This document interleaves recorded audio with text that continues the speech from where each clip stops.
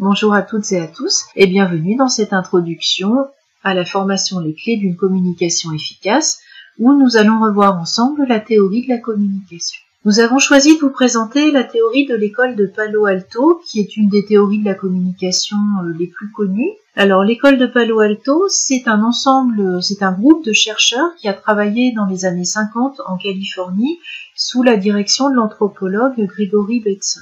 Gregory Bateson part du postulat que on ne peut pas ne pas communiquer.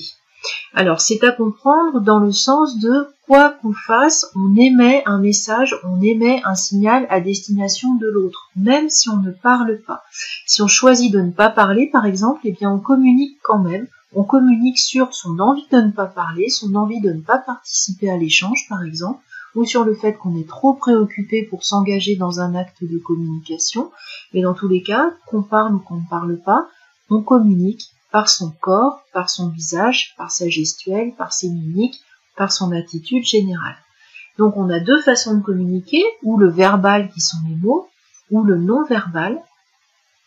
Et dans le non-verbal, on considère qu'il y a le comportement, les comportements, la gestuelle au niveau du corps ou juste au niveau des bras ou des mains, les mimiques par exemple, et la proxémique. La proxémique, c'est entre guillemets la science qui étudie la distance physique que mettent les individus entre eux dans un acte de communication. Par exemple, la distance intime, qui est de moins de 50 cm, si on l'adopte avec une posture de domination ou d'intimidation en parlant très fort tout près du visage de quelqu'un, c'est une attitude menaçante parce qu'en termes de proxémique, on n'a pas respecté les conventions.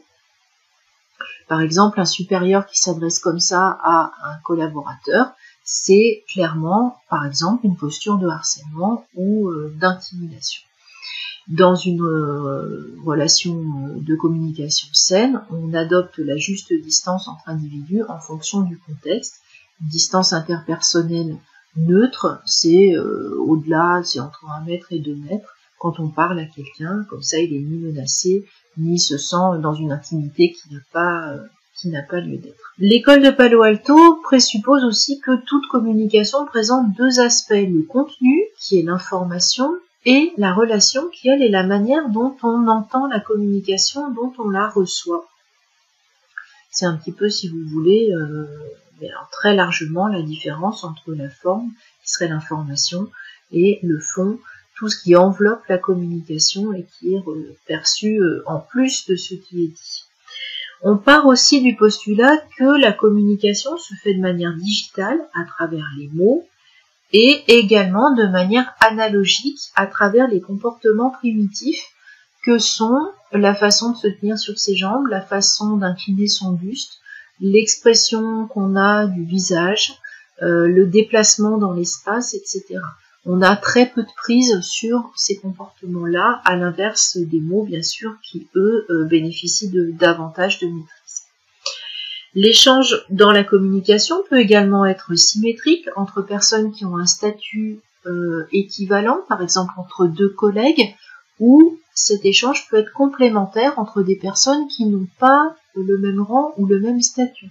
Typiquement, entre un patron et son collaborateur, ou entre un enfant et son parent, donc les deux ne sont pas à égalité, et à ce moment-là, la relation et la communication par fait n'est plus symétrique mais complémentaire.